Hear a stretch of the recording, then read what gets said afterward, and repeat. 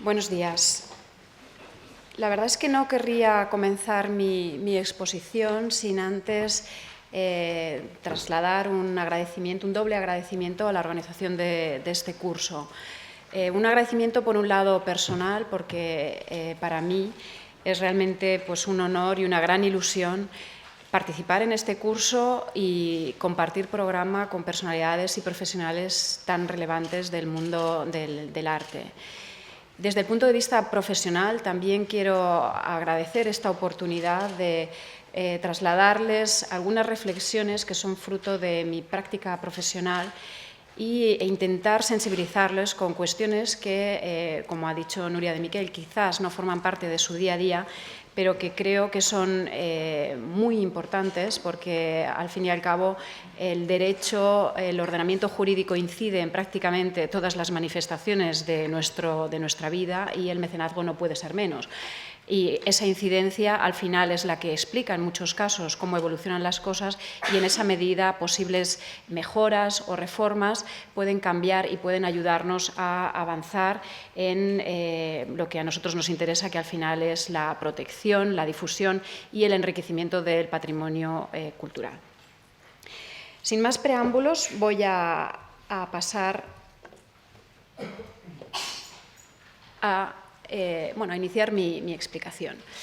El mecenazgo en nuestro ordenamiento jurídico es algo muy concreto, probablemente mucho más concreto que el concepto que han venido tratando a lo largo de las conferencias del día de ayer y van a seguir tratando durante hoy y mañana. El mecenazgo se identifica en nuestro ordenamiento con las aportaciones realizadas a favor de entidades sin ánimo de lucro. ¿Qué vamos a hacer?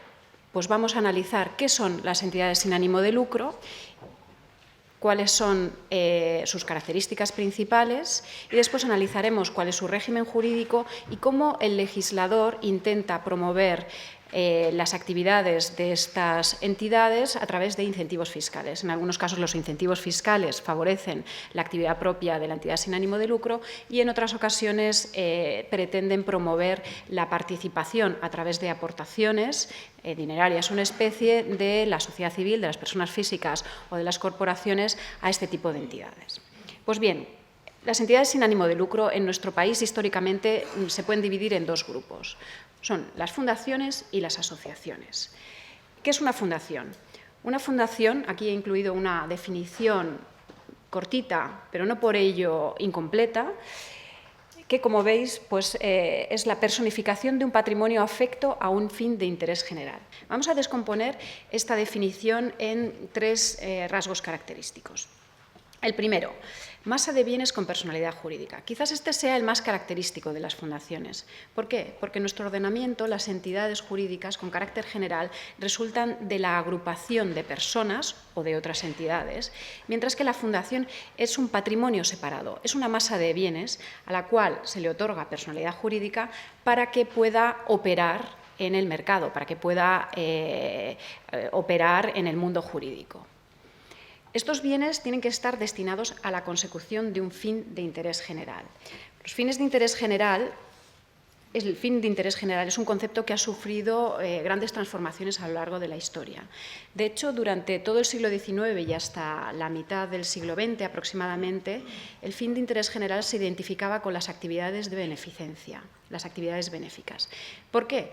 Porque el legislador veía con mucho recelo todas aquellas vinculaciones de masas patrimoniales a fines o a personas o a entidades, porque entraban en conflicto con la prohibición de las manos muertas, que, como saben, es una de las medidas introducidas por el liberalismo económico en nuestra economía a principios del siglo XIX.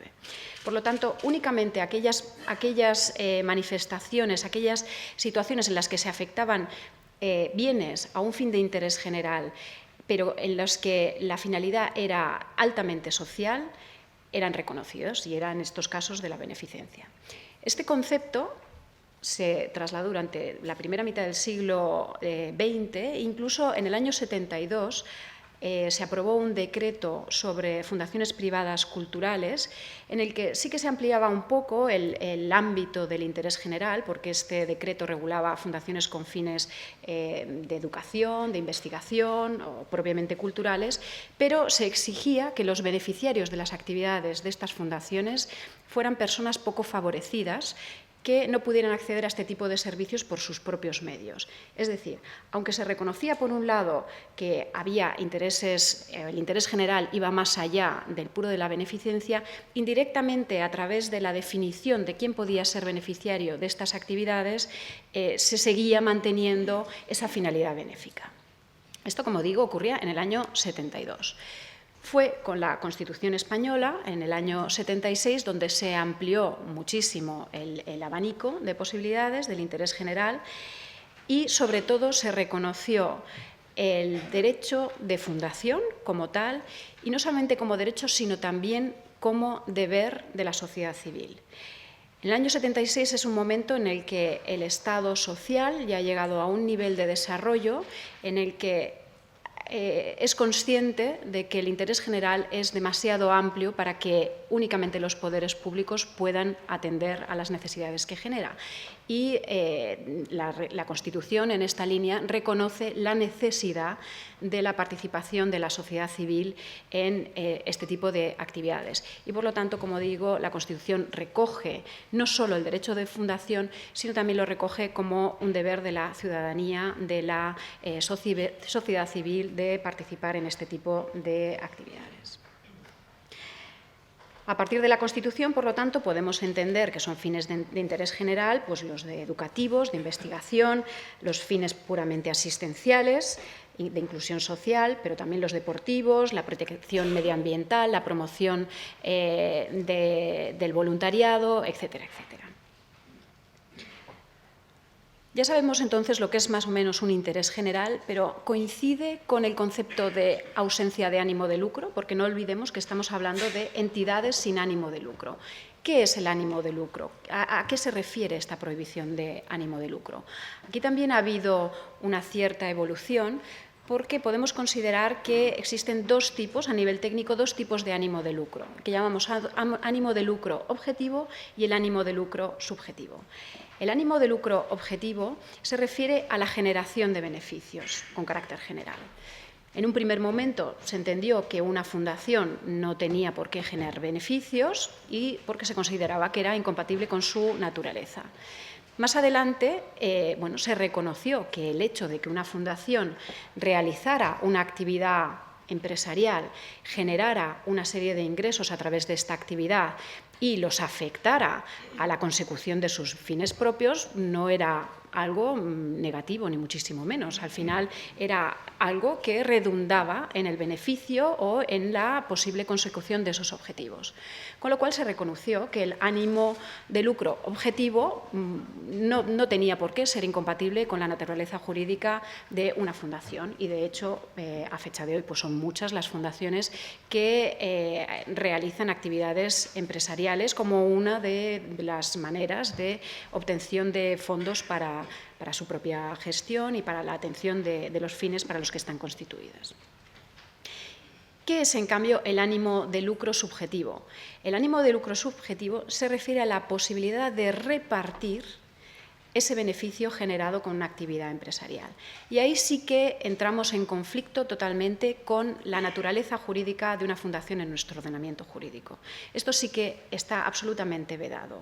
Lo que no puede hacer en ningún caso una fundación es distribuir esos beneficios entre el fundador o sus herederos o sus legatarios o los miembros de su patronato o, en el caso de una asociación, con sus asociados, etcétera, etcétera. El ánimo de lucro subjetivo sí que está absolutamente prohibido en el caso de las fundaciones. Y esta prohibición, además, queda plasmada en algunas disposiciones concretas de la normativa, como por ejemplo la de que sean principales beneficiarios de las actividades de las fundaciones los familiares hasta el 4º grado del fundador, de los miembros del patronato o de los representantes estatutarios de las fundaciones. Esto es una disposición muy clara. Este círculo más o menos próximo de personas vinculadas al fundador o a los gestores de la propia fundación no pueden ser los beneficiarios principales de las actividades de la fundación, ni siquiera pueden acceder a los servicios que presta la fundación en mejores condiciones que el resto de los beneficiarios. Esto es muy distinto, por ejemplo, de lo que ocurre en el Reino Unido o en países más próximos jurídicamente al nuestro, como puede ser los Países Bajos. En estas jurisdicciones se reconoce, por ejemplo, la figura de la fundación familiar. ¿Para qué sirve una fundación familiar? Pues una fundación familiar es un sistema de separar una parte del patrimonio de la familia, darle, como hemos visto, pues una personalidad jurídica separada y de esta manera protegerlo, uno, de los posibles actos de disposición o de dilapidación de los miembros de la familia y protegerlo también frente a los posibles acreedores. Entonces, bueno, es posible en estas jurisdicciones constituir una fundación en la que los principales beneficiarios, porque pueden utilizar o beneficiarse de los bienes que contiene la fundación, sean los miembros de esa familia o un colectivo muy determinado de personas. Esto está absolutamente prohibido en nuestro país. Es un concepto totalmente diferente de las fundaciones, muy estricto y vinculado, en todo caso, a los fines de interés general. Otra prohibición vinculada a esta necesaria ausencia de ánimo de lucro subjetivo es la prohibición de reversión. ¿En qué consiste?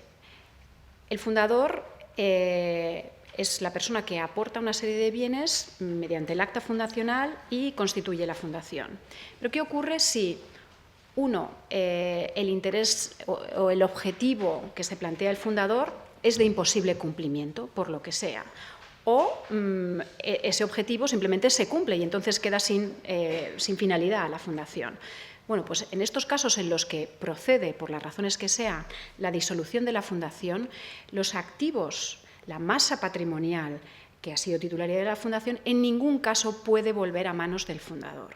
Es decir, el fundador constituye la fundación y ella es un patrimonio separado, como hemos dicho, es una persona jurídica diferente y a partir de ahí tiene vida propia absolutamente independiente. Y en ningún caso esos activos, esos bienes van a volver al patrimonio del fundador ni de sus herederos o legatarios.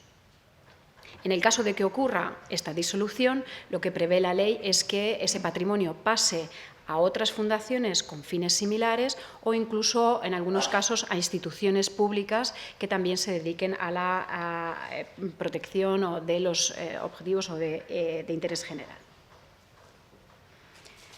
Otra disposición en la que se plasma la prohibición del ánimo de lucro es la necesaria indeterminación de los beneficiarios de la actividad de una fundación. Como hemos dicho, no pueden ser un colectivo muy determinado, sino que se tiene que definir de forma genérica.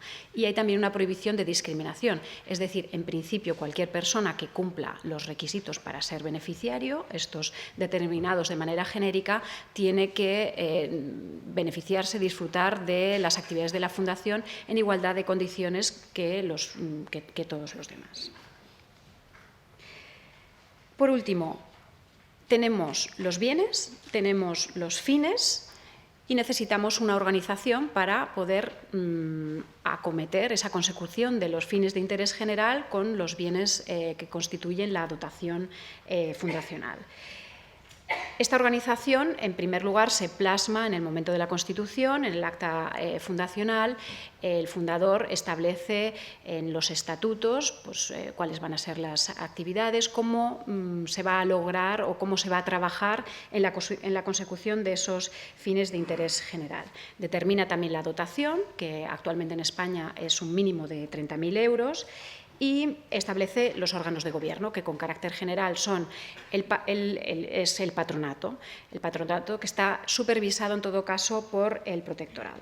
El patronato tiene que contar como mínimo con 3 personas, el fundador puede ser una de ellas, pero necesariamente tienen que actuar por mayoría simple, con lo cual redunda un poco en esta idea que antes comentaba de que el fundador tiene una capacidad de influencia muy limitada en el funcionamiento de la fundación una vez ha adquirido su propia personalidad jurídica. Vamos a ver ahora qué es una asociación, que es el segundo tipo de entidad sin ánimo de lucro en nuestro ordenamiento jurídico. Una asociación, por contraposición a una fundación, es un conjunto de personas que se unen para alcanzar un fin común. Antes veíamos la fundación, lo más característico es que es una masa patrimonial, una masa de bienes. Ahora estamos frente a un conjunto de personas, tienen que ser como mínimo 3, que se unen para alcanzar un fin común. Y aquí la ley es muy amplia.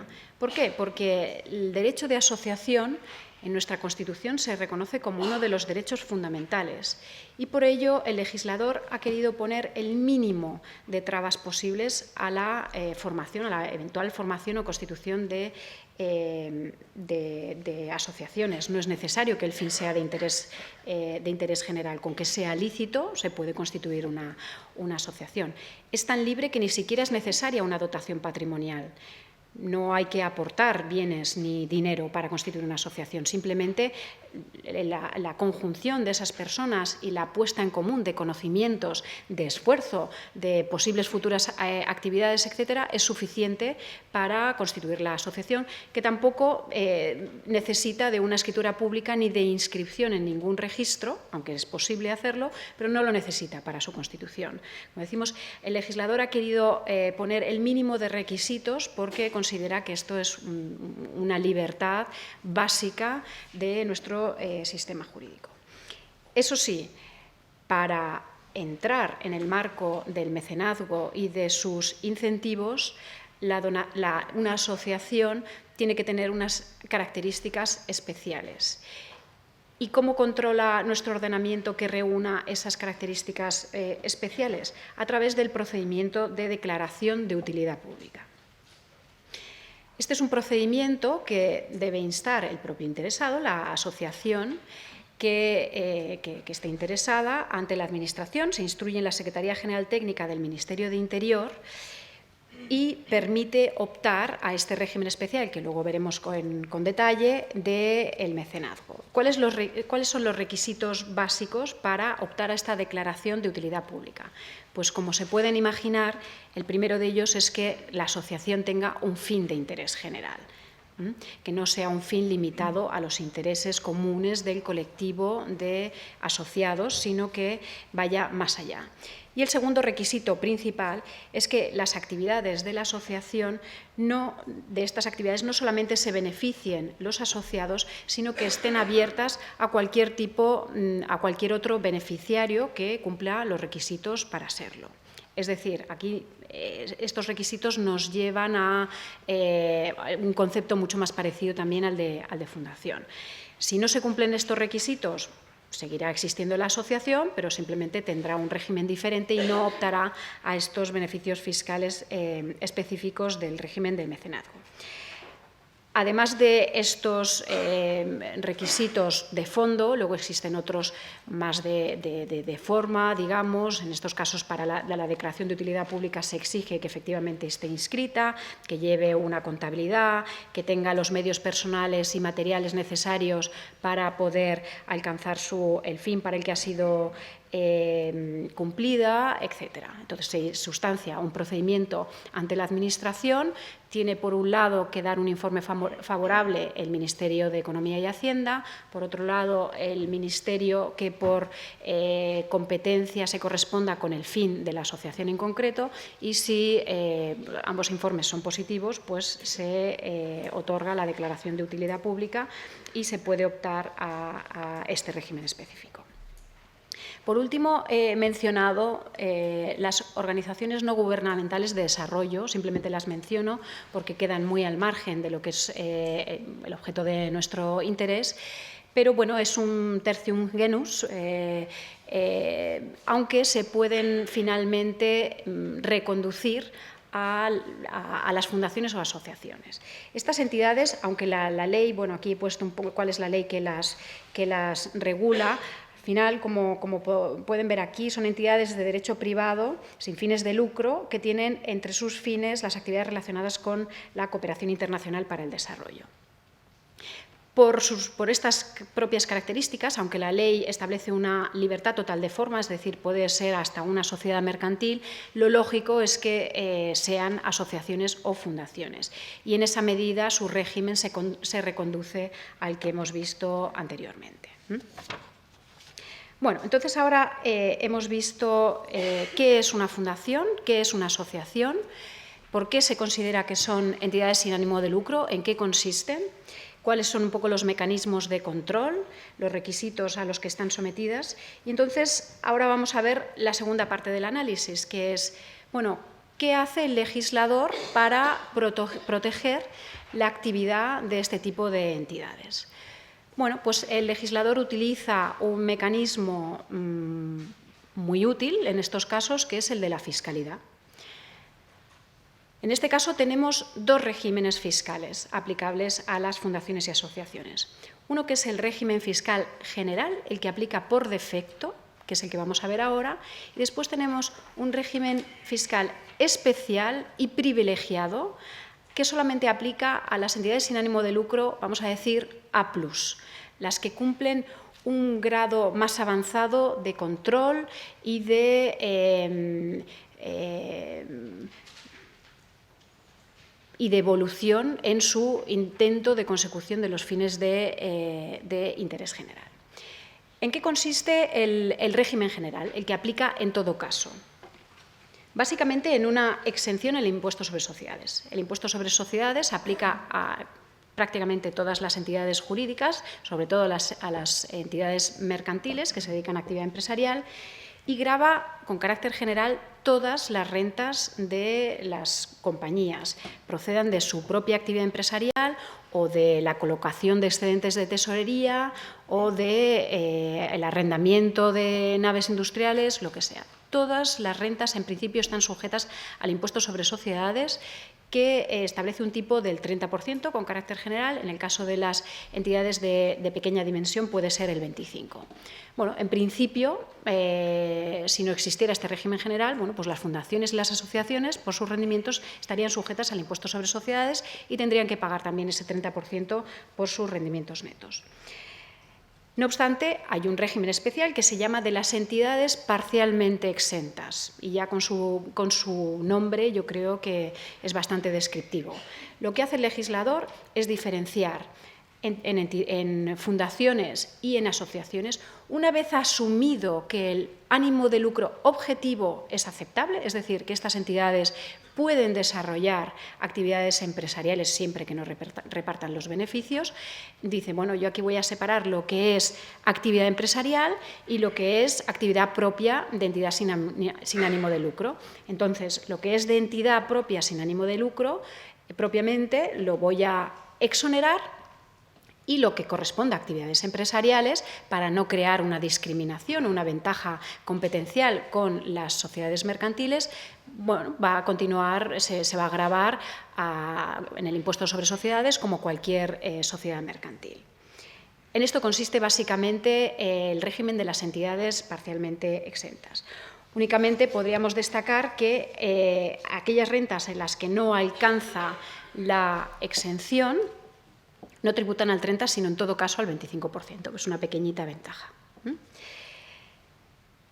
Por otro lado, se establece una deducción en el impuesto sobre la renta de las personas físicas para aquellas personas físicas que realicen aportaciones o donaciones a estas entidades. Es una deducción del 10%. En el caso de las donaciones realizadas por sociedades no se contempla. Y por último, se establece una serie de exenciones en el ámbito del impuesto sobre el valor añadido. Tampoco vamos a entrar porque técnicamente son un poco complejas y yo creo que nos desviarían bastante de lo que es, bueno, nuestra línea argumental. Bueno, entonces está bastante claro. Lo que establece el legislador es, bueno, pues por la actividad puramente típica de entidad sin ánimo de lucro, no voy a gravar a estas entidades, por la actividad empresarial sí, y voy a dar un pequeño incentivo a las personas físicas que realicen donaciones a este tipo de entidades. Ese es el régimen general. Ahora pasamos al régimen privilegiado, que es el que establece la Ley 49/2002, que es la ley que regula, el régimen fiscal de las entidades no lucrativas y los incentivos al mecenazgo. Esta ley, como he comentado, establece un régimen especial para las propias entidades sin ánimo de lucro, establece un régimen particular y mucho más completo aplicable a las personas físicas y entidades que aporten fondos a estas entidades, y todo ello está condicionado al cumplimiento de una serie de requisitos por parte de la entidad sin ánimo de lucro. Aquí he enumerado brevemente los requisitos. Hay algunos que no plantean gran interés, pues porque ya va de soi, ¿no? El que tengan un fin de interés general, ya lo hemos visto. Sí que es cierto que en el artículo 3.1 de esta ley se hace una enumeración muy exhaustiva de lo que pueden ser fines de interés general, que en cualquier caso continúa abierta, no es un numerus clausus de posibles fines de interés general. Pero el segundo requisito sí que es mucho más interesante, el destino de las rentas a fines de interés general. Para que este régimen sea aplicable, el legislador quiere asegurarse que al menos el 70% de los rendimientos generados por la entidad sin ánimo de lucro son destinados a los fines de interés general. El 70%. Y esta afectación se establece un plazo porque dependiendo de cuál sea el tipo de entidad sin ánimo de lucro o cuáles sean los programas, pues no se puede hacer en el mismo ejercicio, ¿no? Se establece un plazo de el ejercicio en el que se generan las rentas más 4 años posteriores. Ese es el plazo que el legislador otorga para que esa obligación se haga efectiva, la dedicación de al menos el 70% de los rendimientos a estas actividades de interés general. ¿Qué pasa con el 30% restante? Bueno, pues el 30% restante se puede sumar a la dotación fundacional o a las reservas. El siguiente requisito también es bastante relevante. Se establece una limitación a la realización de explotaciones económicas. Aquí esta ley establece una diferencia. Hemos visto el tema del lucro objetivo, se pueden realizar actividades empresariales, pero dentro de estas actividades empresariales también podemos distinguir dos tipos. Hay unas que están muy vinculadas al fin de la propia fundación, pues puede ser pues que tenga un colegio, un hospital y preste servicios asistenciales, sanitarios, etcétera, y pueden también desarrollar otras actividades económicas que no tengan absolutamente nada que ver con su fin fundacional o el fin de la asociación. ¿Cuál sería el caso? Por ejemplo, pues imagínense que ha habido pues, un benefactor que ha donado a una fundación un terreno, y entonces la fundación, ¿qué decide hacer? Pues una promoción en ese terreno para después pues, venderla y después dedicar los fondos conseguidos con la promoción a, pues a sus actividades fundacionales. Este tipo de explotaciones económicas que son totalmente ajenas a los fines de la fundación no pueden representar en este régimen más del 40% de los ingresos y en ningún caso afectar a las relaciones de competencia con otras entidades que se dediquen a la misma actividad. En cuanto a los destinatarios de las actividades, pues bueno, se reproduce el requisito de que sean determinados de manera genérica. También hay requisitos en relación a las retribuciones de los cargos. En principio, los cargos de representación de las entidades sin ánimo de lucro deben ser gratuitos, no puede haber retribución. Únicamente se pueden reembolsar los gastos, pero hasta determinados límites que están tasados también en la normativa fiscal. Y en el caso de las asociaciones es muy importante, sí que se pueden retribuir, pero nunca con cargo a subvenciones públicas. En cuanto al requisito del destino del patrimonio en caso de disolución, es lo que hemos comentado antes, tiene que estar expresamente previsto en los estatutos que no haya reversión del patrimonio al fundador, sino que en caso de disolución los activos de la fundación pasen a otra fundación o otra entidad sin ánimo de lucro con fines similares. Y después hay otro tipo de requisitos más formales, como el de que estén inscritas, que lleven una contabilidad, que hagan rendición de cuentas, hagan una memoria económica, etc. Y por último, la opción. O sea, está en la mano de la entidad solicitar este régimen una vez se cumplan estos requisitos. Bueno, como hemos dicho, estos requisitos lo que garantizan es un determinado rigor en la gestión de la entidad sin ánimo de lucro, que es lo que valora el legislador a la hora de facilitar un acceso a un régimen fiscal mucho más favorable. ¿En qué consiste este régimen fiscal más favorable? Bueno, pues en el ámbito del impuesto sobre sociedades, como vemos, están exentas las rentas derivadas de donativos y donaciones. Esto es lo mismo que ocurre en el régimen general que hemos visto antes, porque se consideran que son los ingresos típicos de la entidad sin ánimo de lucro. También las aportaciones y donaciones en concepto de dotación patrimonial. Aquí también entrarían pues, las cuotas de los asociados, las subvenciones públicas, etcétera. En el siguiente punto ya encontramos una pequeña diferencia. En este régimen estarían exentas las ayudas económicas recibidas en virtud de convenios de colaboración empresarial y de contratos de patrocinio publicitario. En virtud de estos contratos, luego los veremos también más adelante, las empresas hacen aportaciones a determinados programas o actuaciones desarrolladas por las entidades sin ánimo de lucro a cambio de publicidad, a cambio de que la entidad sin ánimo de lucro difunda esta aportación que al final representa pues, un cierto prestigio o contribuye a generar una imagen de la corporación y de la compañía que puede ser de interés en un momento dado. Por otro lado, también quedan exentas todos los rendimientos procedentes del patrimonio mobiliario e inmobiliario de la entidad. ¿A qué nos referimos? Pues, por ejemplo, el caso de que una fundación tenga un inmueble que no ocupa y que lo tenga arrendado a un tercero. Bueno, pues esto también estaría exento. O los intereses generados por colocaciones puntuales de tesorería, etcétera, etcétera. Todo esto también estaría exento. También las derivadas de adquisiciones o transmisiones. Bueno, las de transmisiones, ¿a qué nos referimos? Pues a la plusvalía que se genera en el momento en que se transmite un bien que también debe tributar, pues esto también estaría exento. Y también las derivadas de ciertas explotaciones económicas. Aquí volvemos a esta diferenciación entre explotaciones económicas relacionadas con los fines de la fundación y las totalmente ajenas. En este régimen, las que están relacionadas con la actividad de la fundación, y aquí podemos incluir pues, los servicios de asistencia social, de asistencia sanitaria, de investigación, de explotación de bienes de interés cultural o de parques, servicios de carácter deportivo, etcétera, etcétera. Todo este tipo de explotaciones y de económicas, sus rendimientos también estarían exentos, y esto es la gran diferencia con respecto al régimen general.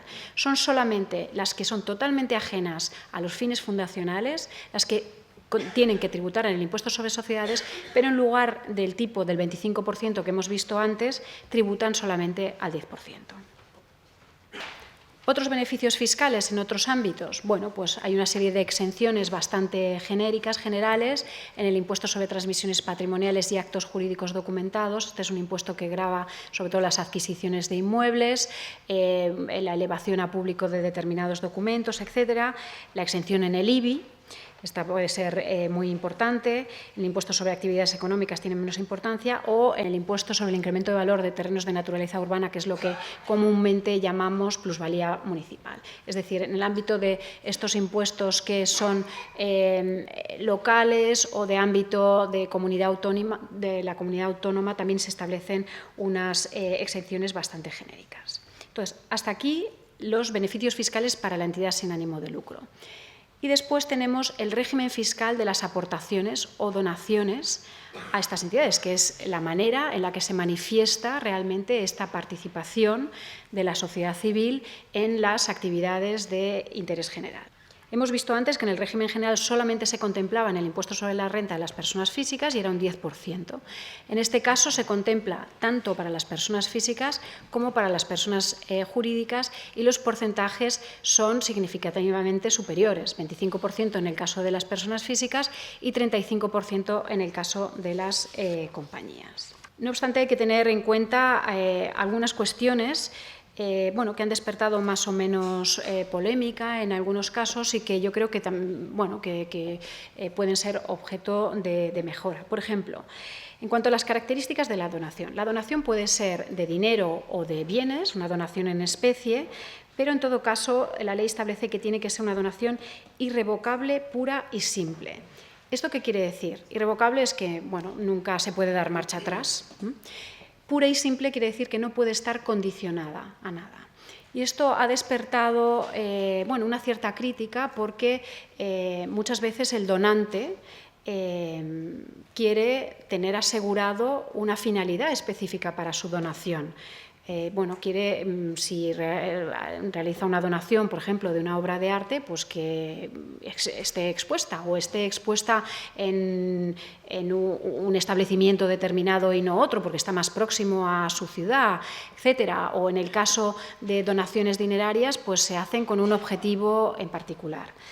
Este requisito, lo cierto es que la doctrina de la Dirección General de Tributos lo ha ido suavizando y, por ejemplo, en este último caso de donativos en dinero para finalidades muy concretas, para la adquisición de una concreta obra de arte, etcétera, se ha permitido, se ha considerado que no es una donación condicional y que, por lo tanto, tiene acceso a la deducción. Pero sí que ha sido una cuestión bastante debatida. Luego está el tema de la determinación de la base de la deducción. En el caso de donaciones de dinero, pues es muy fácil, tanta cantidad, el 25%, este es el importe de la deducción. En el caso de donaciones en especie puede ser más complicado. ¿Por qué? Porque el valor de mercado de las cosas no es algo muchas veces claro y meridiano. Y lo que para alguien puede tener un valor elevadísimo, pues para otra persona no lo puede tener tanto. Para evitar problemas, en el caso de las sociedades, el legislador ha dicho, pues yo voy a tomar, en el caso de donaciones en especie, el valor que voy a considerar, en el caso de las compañías, es el importe por el que esté contabilizado este activo. Tiene su lógica porque es incontestable. Vas a la contabilidad, miras cuál es el importe y ya está, es el 25%. Pero claro, ¿qué determina el valor por el que una compañía tiene contabilizado un determinado activo? Su coste de adquisición en la fecha en que fuera adquirido. Esto quiere decir que, por ejemplo, en el caso de la donación de un inmueble, un mismo inmueble, pues si se adquirió hace 20 años puede estar contabilizado por 100 y si se adquirió hace 5 puede estar contabilizado por 1000. Y eso quiere decir que, según esté contabilizado por 100 o por 1000, un mismo inmueble esté generando una deducción totalmente diferente. Con lo cual, esta disposición ha sido objeto de muchas críticas. En el caso de las obras de arte, además, lo que se establece es que el valor a tener en cuenta será el que determine la Junta de Calificación, Valoración y Exportación, que es un organismo dentro del Ministerio de Cultura que se dedica a valorar en bastantes ámbitos las obras de arte, pero al final estamos a expensas de lo que diga la Administración, pero el problema en este caso es que la Administración es juez y parte. Difícilmente la Junta de Valoración va a atribuir a una obra de arte un valor de rabioso mercado cuando sabe que eso va a incidir directamente en la recaudación. Con lo cual tampoco es la solución perfecta. Luego tenemos otro pequeño detalle que tener en cuenta y es el límite de la deducción. Hemos visto que tenemos un 25 o un 35 en las personas físicas, un 35 en el caso de las personas jurídicas, pero la base de la deducción tiene un límite adicional y es que no puede superar el 10% de la base imponible en ambos casos. Esto quiere decir que en muchas ocasiones no se alcance el importe total, no se pueda deducir el importe total de la deducción. Por último, las obligaciones formales. Todas las entidades sin ánimo de lucro es preciso que lleven un control exhaustivo de todas estas donaciones, hacen declaraciones al Ministerio de Hacienda en las cuales pues, las identifican con el NIF del donante, etcétera, etcétera. Están obligadas a emitir un certificado al donante y por eso cuando recibimos estos papelitos con los datos de la agencia tributaria, pues normalmente están ahí especificadas cuáles son las donaciones que hemos realizado durante el año y cuál es el importe de la deducción que generan. Si no están declaradas de esta manera, generalmente se detecta fácilmente por parte de la Administración tributaria y el derecho a deducción pues, queda en entredicho. Este sería el régimen de deducción general. Después existen las actividades y programas prioritarios de mecenazgo, que es la posibilidad que tiene el Gobierno a través de la Ley de Presupuestos de elegir cada año una serie de programas o actividades específicas, identificar una serie de entidades sin ánimo de lucro beneficiarias concretas y otorgarles un suplemento de deducción. Por ejemplo, en este año 2013 hay un elenco de, yo creo que son 15 o 20, pero estarían incluidas pues, las actividades del Instituto Cervantes, los programas relacionados con el Plan de Recuperación del Patrimonio Cultural de Lorca, las actividades del Museo Nacional de Centro de Arte Reina Sofía, etcétera, etcétera. Estos cada año se van identificando estas actividades prioritarias y se les atribuye un porcentaje adicional, que puede ser de hasta 5 puntos porcentuales. Otra forma de colaboración es la de los convenios de colaboración empresarial, es lo que hemos comentado antes. Las corporaciones, las compañías realizan aportaciones y a cambio lo que reciben es la difusión de su participación, es una forma de publicidad y en esa medida el legislador lo que permite es que las compañías simplemente se puedan deducir como cualquier otro gasto de publicidad esas cantidades entregadas. Por último, tenemos los programas de apoyo a acontecimientos de especial interés público. Esto seguramente se habrán fijado en determinados productos o muchas veces en la publicidad en la televisión, que sale pues, el año Xacobeo en pequeñito en algunos anuncios de determinados productos, o la Barcelona World Race, o ahora la candidatura a Madrid 2020. ¿En qué consiste? Bueno, pues son eventos que el legislador considera de excepcional interés, entonces a través de una ley establece un programa de actividades y también un programa específico de incentivos fiscales, que suele ser más interesante, más favorable que el régimen general.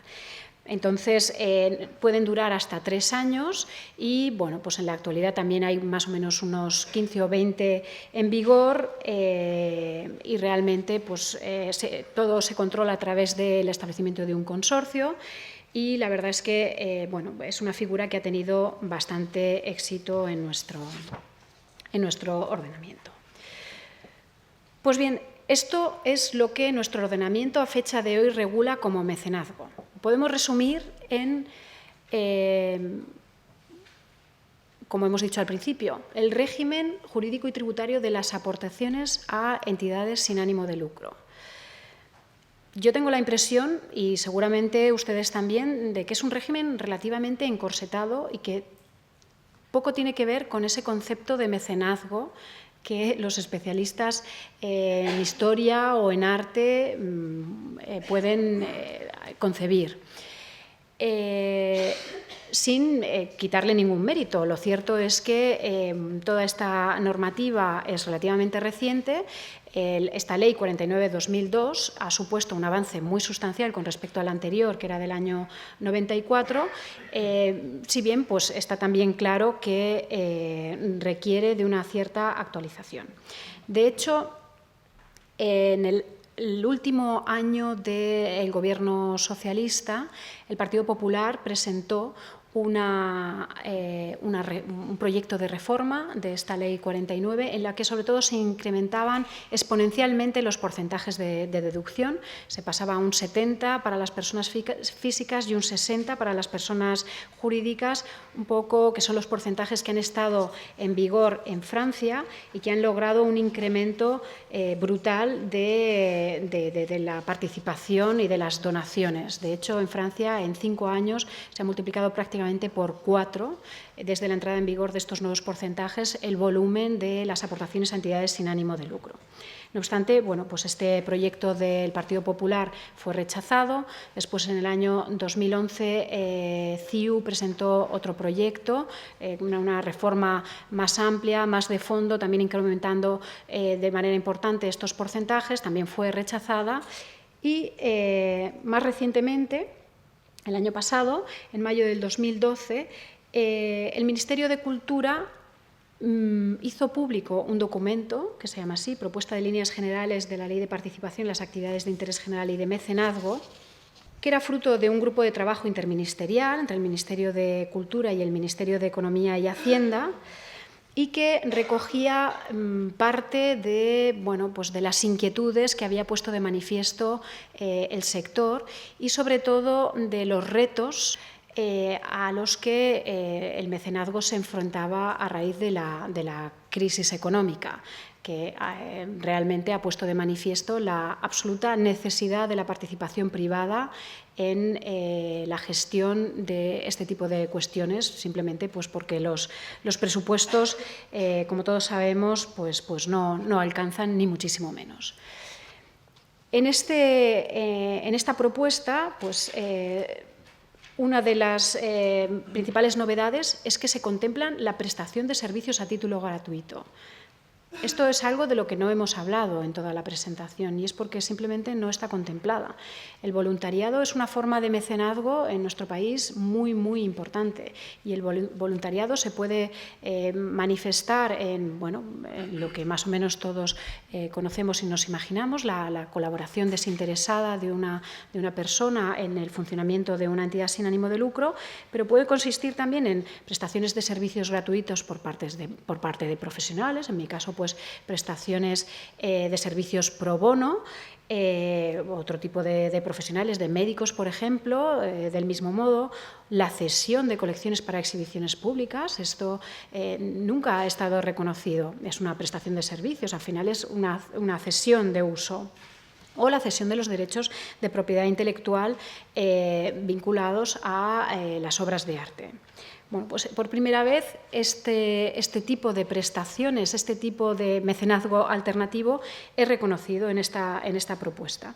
Después se elevan también los tipos, un poco se recogen aquellos que se habían incluido en la propuesta de reforma del año 2010, el 70 y el 60%, y además se establecen unos tipos suplementarios para lo que se llaman las aportaciones plurianuales. Es decir, en el caso de que alguien se comprometa a hacer más aportaciones, lo cual da una cierta estabilidad y permite planificar de otra manera a la entidad sin ánimo de lucro sus programas y sus actividades, en estos casos los tipos de deducción son también superiores. Y en el caso de que una deducción no se pueda aplicar completamente en un ejercicio, se permite trasladarla a ejercicios siguientes. Por otro lado, se establecen varias medidas para el reconocimiento público de la condición de mecenas o benefactor, medidas de difusión de su identidad, de sus aportaciones, etcétera. Se establece la posibilidad de un premio, etcétera. Se crea el Consejo Estatal de Mecenazgo, que establece la estrategia estatal y una especie de observatorio de la evolución de las actividades de mecenazgo en España. Y después se establecen otras cuestiones puntuales que simplemente se apuntan, no se desarrollan mucho, como es la garantía de la afectación de las aportaciones a favor de los destinatarios finales, este tema que hemos comentado antes cuando hemos hablado de las donaciones que tienen que ser irreversibles, puras y simples. Bueno, pues ahora se reconoce la importancia o hasta qué punto inhibe las donaciones el hecho de que el donante no pueda decidir exactamente para qué quiere donar. Se reconoce bueno, que esto puede ser un obstáculo a las aportaciones y a las donaciones y se compromete a reconocerlo o dar traslado, reconocer a nivel legal esta inquietud. Y también una búsqueda de un mejor equilibrio entre fundaciones y mecenazgo. Esta propuesta, la verdad es que salió a la luz en mayo del año pasado, se anunció como bueno, que iba a tener continuidad con un proyecto de ley que se aprobaría, bueno, que iniciaría el trámite parlamentario después del verano del 2012, pero la verdad es que hemos tenido pocas noticias. Desde luego no se ha presentado el proyecto de ley. En algunos momentos la prensa ha recogido manifestaciones pues, del secretario de Estado de Cultura. Bueno, me parece que está vivo el proyecto, pero la verdad es que no vemos grandes avances. Estamos convencidos que son debidos a la política absolutamente restrictiva del Ministerio de Economía y Hacienda, que lo tiene absolutamente frenado. De hecho, en algún momento se llegó a hablar en prensa de que se iba a aprobar la propuesta sin que entraran en vigor los nuevos porcentajes de deducción, lo cual pues es bastante pobre, ¿no? Porque al final es lo más interesante y lo que realmente puede suponer un incentivo a la participación, pero bueno, parece que el tema está bastante atascado. En cualquier caso, y aunque bueno, vemos este último punto de búsqueda de un mejor equilibrio entre fundaciones y mecenazgo, yo sigo pensando que este concepto de mecenazgo está un poco encorsetado. Las fundaciones hacen un papel muy importante y las asociaciones es una manera realmente de control muy práctica de la actividad del interés general, etcétera, etcétera, pero yo creo que en nuestro país hay otro tipo de mecenazgo que es muy importante y, sobre todo, muy importante en lo que nos concierne, que es el mantenimiento, la difusión y el enriquecimiento de nuestro patrimonio cultural, de nuestro patrimonio histórico. Y ese es el coleccionismo.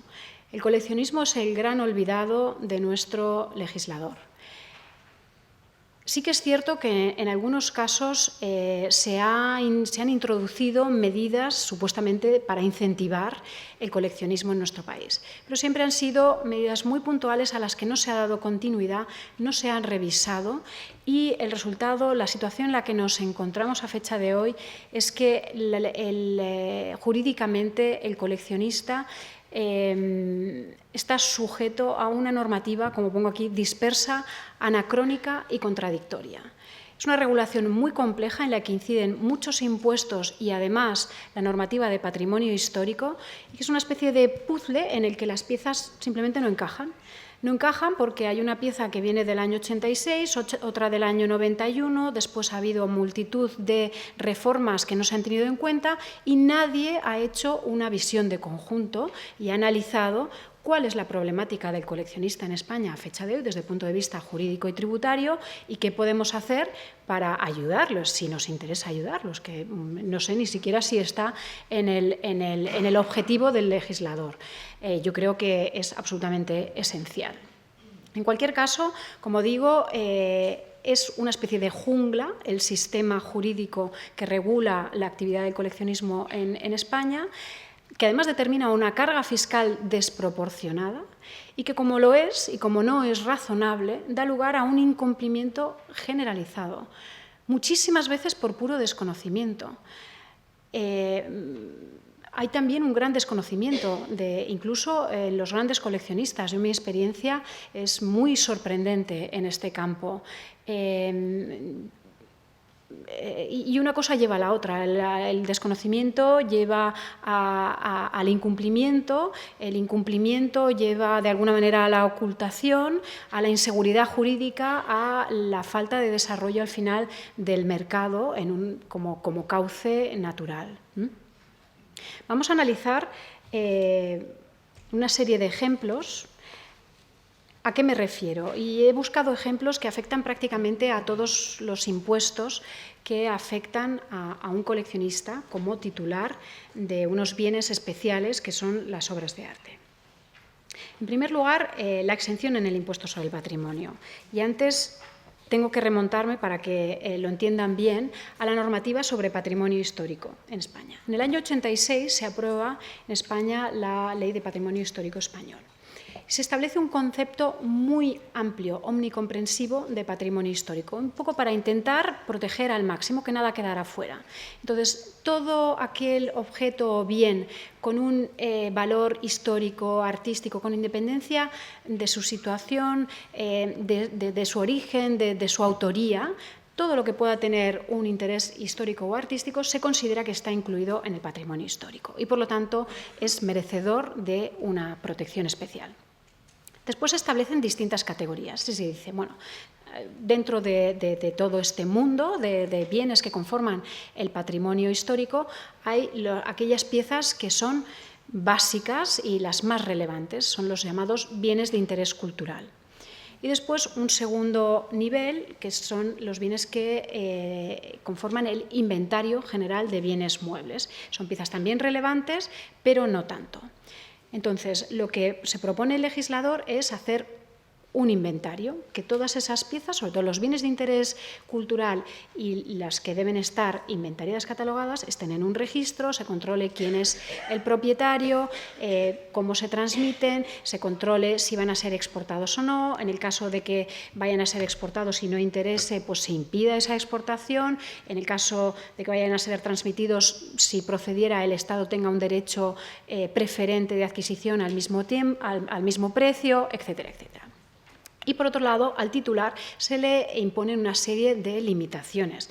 Ya hemos visto, bueno, limitaciones a la exportación, limitaciones en el caso de venta, porque siempre estará el derecho de la Administración de ejercitar el derecho de tanteo y retracto, pero también obligaciones de permitir el estudio de la pieza, obligaciones de exhibirla, en el caso de los inmuebles de permitir la visita una serie de días al mes, etcétera, etcétera. Entonces, esta regulación se aprobó en el año 85 y, bueno, pues para construir ese registro necesitaba la colaboración ciudadana. Entonces estableció una obligación a los titulares de obras de arte y dijo, bueno, si usted tiene una pieza que supere determinados umbrales de valor, usted tiene que ponerlo en conocimiento de la Administración y la Administración, en su caso, la incluirá en el Inventario General de Bienes Muebles o la calificará como bien de interés cultural y la registrará. Entonces establecieron estos umbrales de valor, que, por ejemplo, en el caso de la pintura, son de 15 millones de las antiguas pesetas para piezas que tengan menos de 100 años de antigüedad, 90.000 euros, y 60.000 euros para la pintura, las piezas que tengan más de 100 años de antigüedad. Cuando se tiene una pieza que supere estos umbrales, hay que comunicarlo a la Administración y la Administración, en principio, la cataloga, la inventaría y, bueno, y a partir de ahí pues, queda sujeta a todo este tipo de obligaciones, etc. Bueno, esto es el año 86. Año 91 se aprueba la Ley del Impuesto sobre el Patrimonio. Entonces, se consideró, bueno, a ver, somos conscientes de que, de acuerdo con la normativa de patrimonio histórico, estas personas que son titulares de obras de arte están sujetos a una serie de obligaciones suplementarias con respecto a lo que es tener una participación en un fondo de inversión o un apartamento en la playa y, por lo tanto, tenemos que compensarlos. ¿Cómo lo vamos a hacer? Bueno, vamos a considerar que están exentas en el impuesto sobre el patrimonio estas piezas en la medida en que cumplan su obligación, que es poner en conocimiento de la Administración que son titulares de ellas y que se registren. Bueno, hasta ahí todo perfecto. Si yo tengo una pieza que supera estos umbrales, lo comunico a la Administración la inventaría y yo tengo acceso a la exención en el impuesto sobre el patrimonio. Perfecto. ¿Qué pasa con todas las que tienen un valor inferior? Esas automáticamente están exentas, todas. Esto fue objeto de debate parlamentario, pero finalmente se consideró, bueno, todas. Todas las de valor inferior están exentas y las que tienen esos valores un poco más elevados necesitamos catalogar. Usted tiene que dar parte a la Administración de que es titular, si no, no tiene la exención. Bueno, es una medida bastante razonable de fomento, de cumplimiento con la normativa de patrimonio histórico. Hasta ahí muy bien. ¿Qué es lo que ha ocurrido? Lo que ha ocurrido es que esta normativa está en vigor exactamente igual a fecha de hoy el impuesto sobre el patrimonio ha habido un lapso. Bueno, en la Comunidad de Madrid todavía no se ha reintroducido y espero que no se reintroduzca, pero bueno, en el resto, en casi la totalidad del resto de España está de nuevo en vigor, aunque durante el 2008-2011 pues no se aplicó el impuesto sobre el patrimonio, pero la normativa es exactamente la misma que en el año 91. También es exactamente la misma la ley del patrimonio histórico-artístico, el patrimonio histórico español. Y esos umbrales no se han adaptado. Han pasado más de 25 años, el mercado del arte es otro, simplemente, los valores de las piezas son otros, absolutamente, y no se han adaptado estos umbrales. ¿Cuál es la situación con la que nos encontramos? Pues que un señor que a fecha de hoy tenga una pintura de más de 100 años que sabe que vale 80.000 euros, por ejemplo, es decir, ya supera el umbral para que sea catalogada, la realidad es que a fecha de hoy 80.000 euros no significa lo mismo que en el año 86 y que esa pieza difícilmente va a ser catalogada, inventariada, porque no es suficientemente relevante.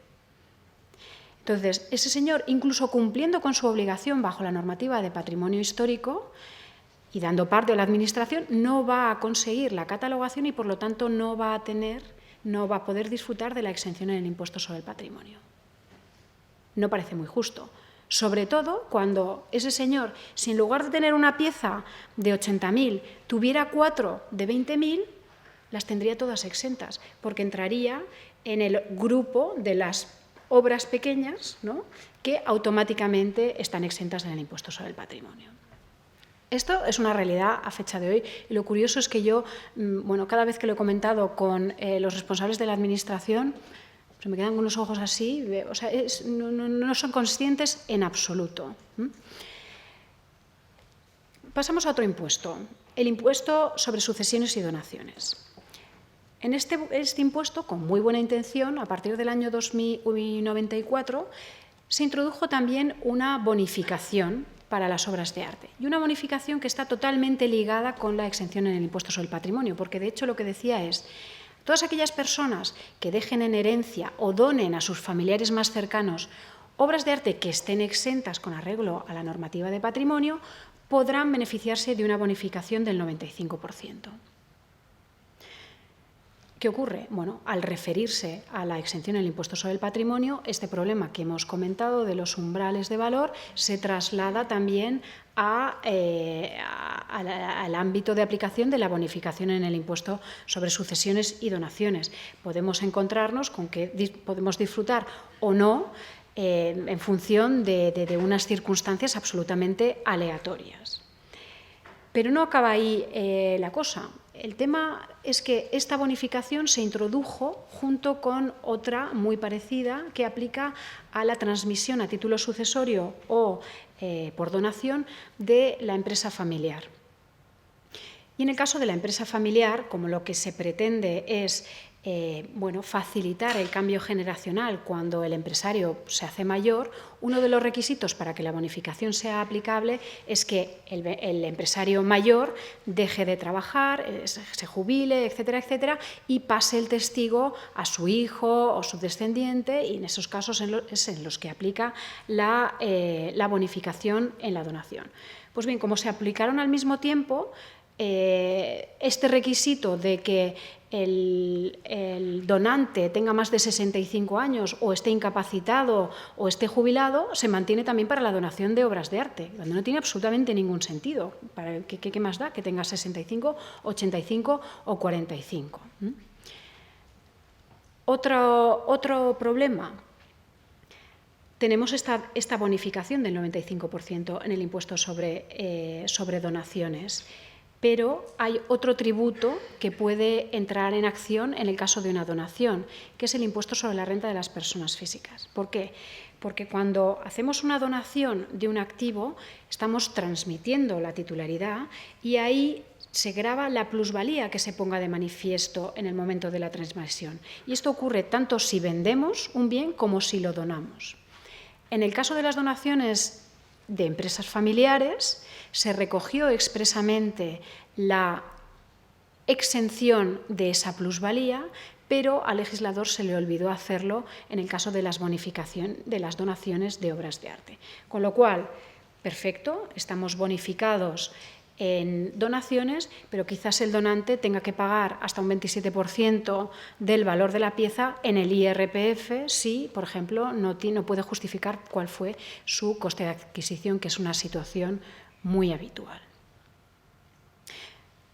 Todos estos desajustes llevan en vigor más de 10 años y no se les ha puesto remedio. Es ahí donde yo decía, bueno, el gran olvidado. Son cuestiones realmente que bueno, a mi modo de ver, claman al cielo, porque son pequeños fallos técnicos de la normativa que no cuesta nada en un momento pues, ponerles remedio, pero no hay un aparente desinterés total, ¿no?, por estas cuestiones.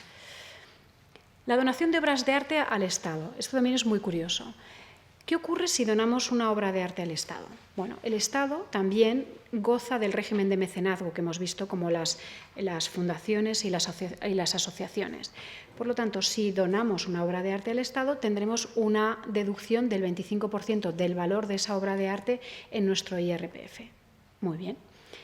¿Qué pasa si yo, en lugar de donar, decido pagar mi IRPF al Estado con la entrega de una obra de arte? Que esto es posible, es una figura que se llama la dación de obras de arte, la dación de bienes en pago de deudas tributarias.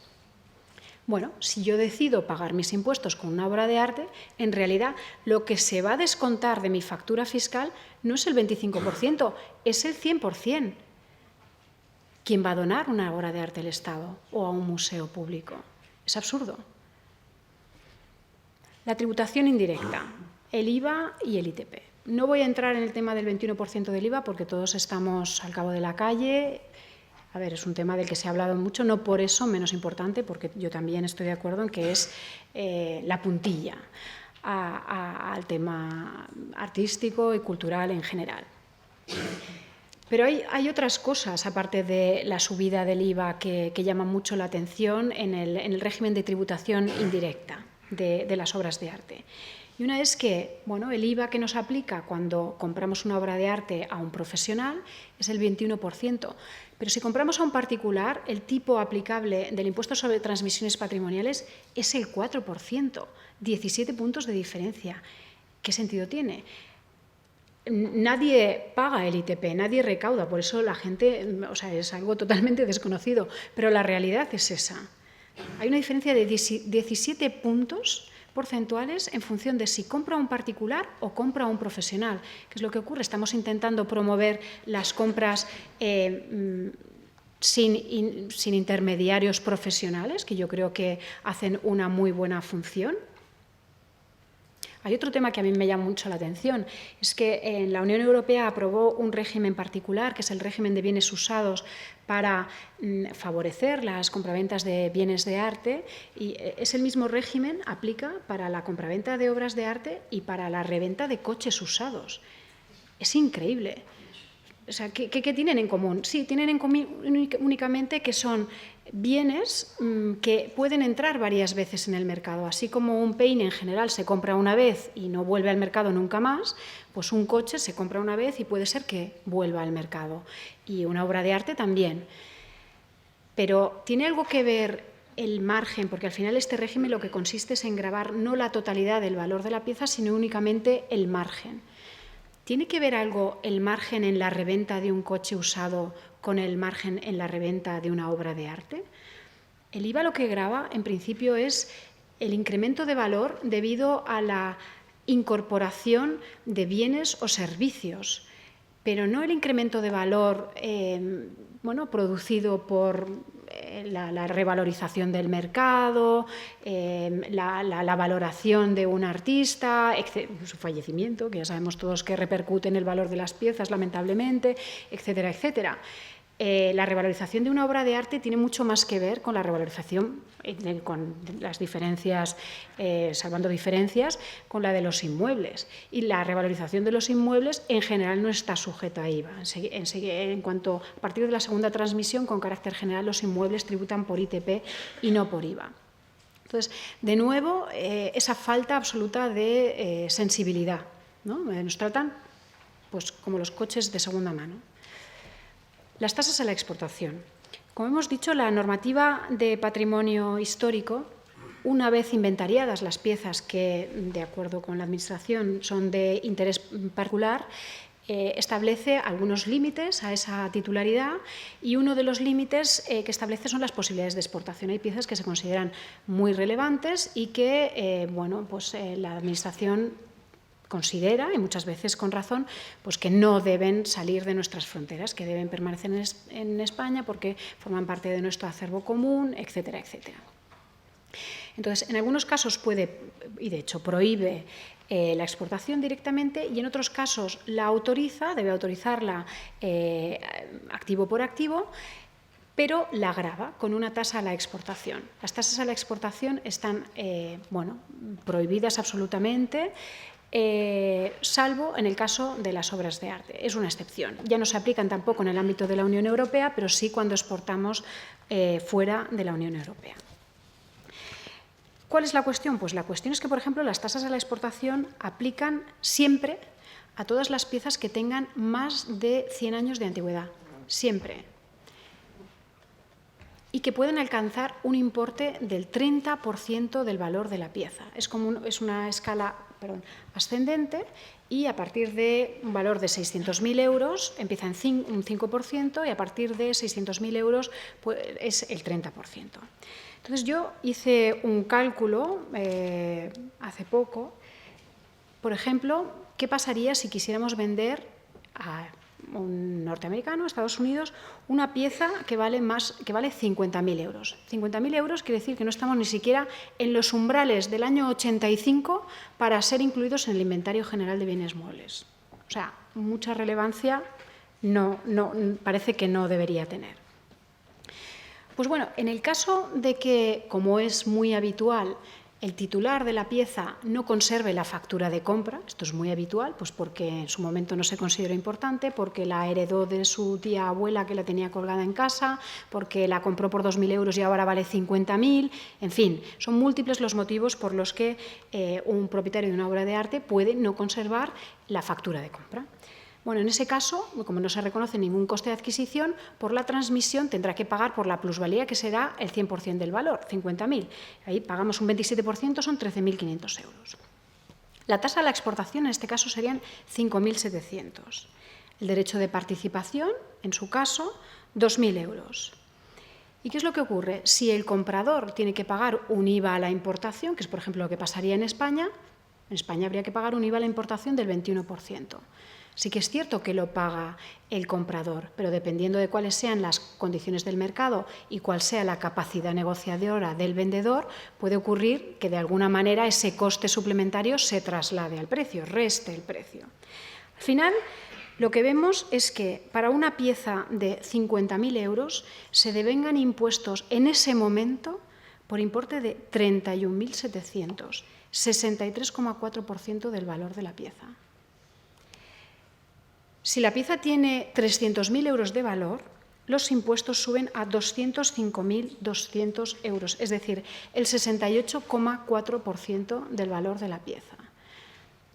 Es lo que veíamos antes. Esto no es razonable, no es razonable.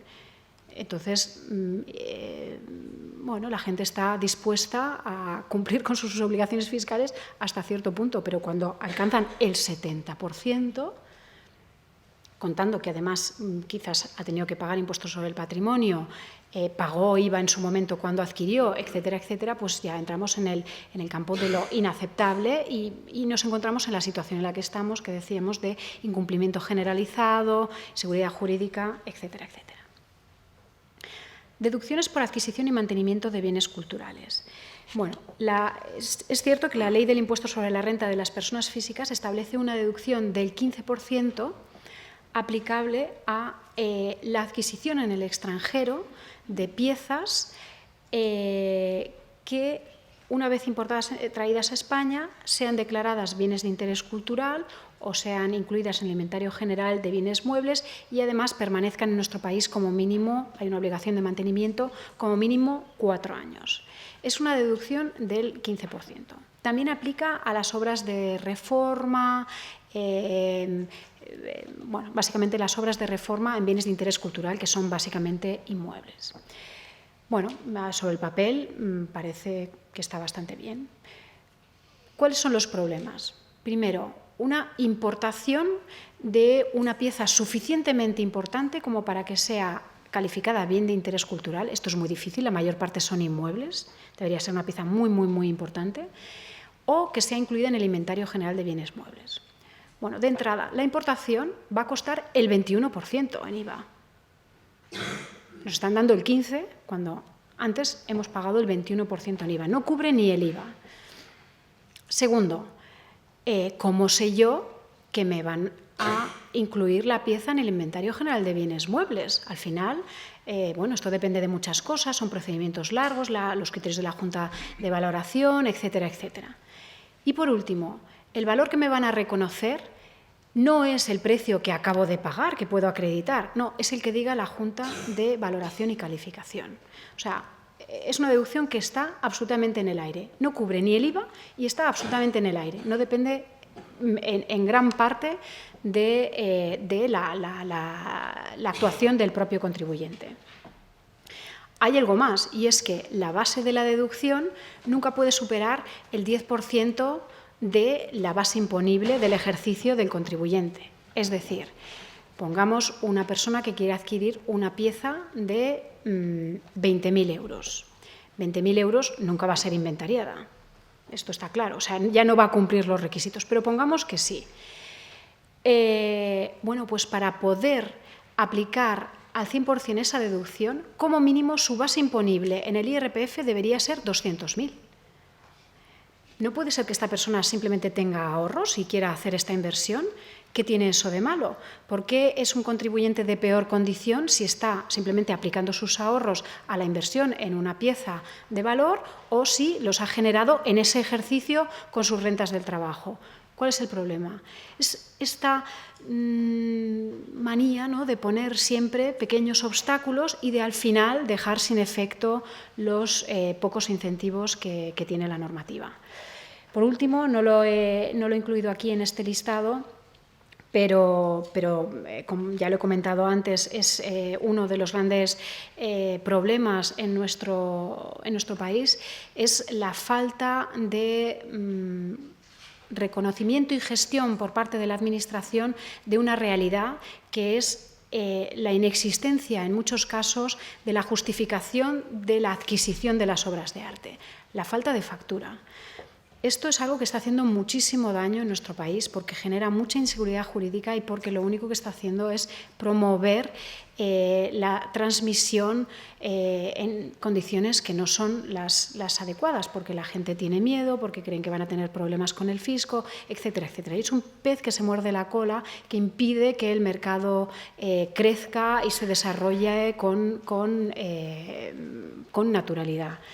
Este es un tema que podía haber sido abordado con el régimen de amnistía fiscal, pero que no lo ha sido. De hecho, bueno, el régimen al que estaba sometido no contemplaba en absoluto un caso como este y no se podían acoger. Y, como digo, a mi modo de ver, es uno de los grandes problemas que en otros países sí que se ha abordado. Por ejemplo, en Francia tiene una regulación muy sencilla y que además genera recursos fiscales y que está funcionando bastante bien. Pero bueno, siempre es este temor, bueno, se van a blanquear dinero a través de las obras de arte. Bueno, hay otros mecanismos para detectar a aquella persona que en realidad se esté intentando blanquear dinero a través de obras de arte y él que simplemente tiene un problema puntual con una pieza y quiere reintroducirla en el mercado por los cauces legales. Bueno, pues esto es todo. Yo creo que las conclusiones están bastante claras. Como hemos visto, el concepto de mecenazgo que está regulado en nuestro ordenamiento jurídico, a mi modo de ver, es un concepto parcial que requiere la intervención, en cualquier caso, de entidades sin ánimo de lucro Incluso en este caso, aunque se ha hecho un avance muy importante, la regulación de las entidades sin ánimo de lucro y de las posibles, el incentivo de las aportaciones realizadas por los mismos, bueno, se han puesto de manifiesto carencias que es necesario remediar. Y en mi caso, bueno, pues mi conclusión es que lo que hace falta es una revisión mucho más global del fenómeno de la tenencia de obras de arte como una forma de micromecenazgo que en nuestro país tiene muchísima importancia y que es clave en el mantenimiento y en el enriquecimiento de nuestro patrimonio histórico. Muchas gracias.